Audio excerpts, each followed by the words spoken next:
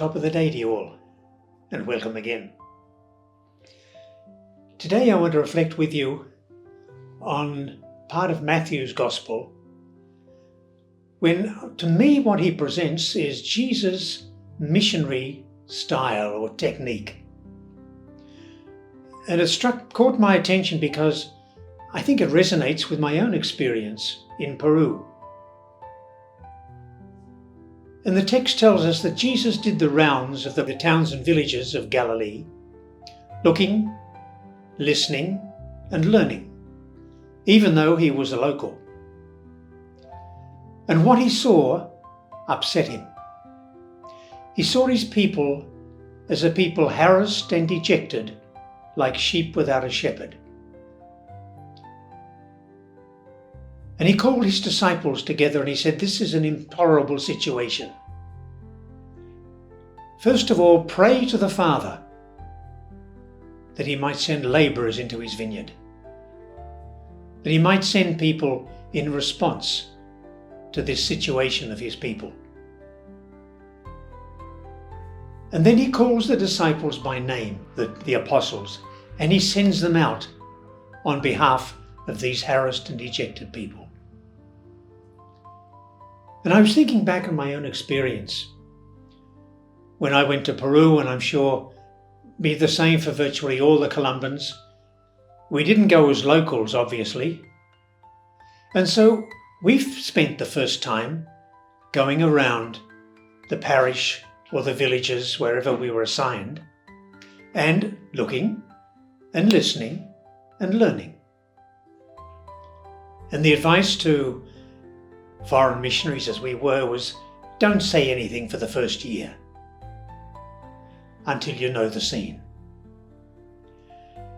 And once we saw the scene, and once we began to appreciate it, it got to us. It affected us. And I think we did what Jesus did. He allowed that rather disastrous situation of his people to affect him. And we did the same thing. Poverty is dehumanizing for everybody, not just the poor. And we are less humans when some of us are struggling, being dehumanized in poverty. And then Jesus says to pray, and we certainly did that. We prayed for wisdom, we prayed for courage, we prayed for strength to be able to make some response to the situation we saw for the people we were living with and walking with. And then we were called and we were sent out. And we were sent out to do what Jesus did when he did the rounds of the villages and towns of Galilee. He preached the kingdom, the good news of the kingdom, the reign of God. He preached that. And also he cured all great diversity of sicknesses and diseases. And I hope we did the same thing. Some, of course, were physical, but so many were hunger, unemployment, discouragement, lack of self-image, disunity, etc., etc. Those diseases also. And a response to those is the good news of the kingdom of God.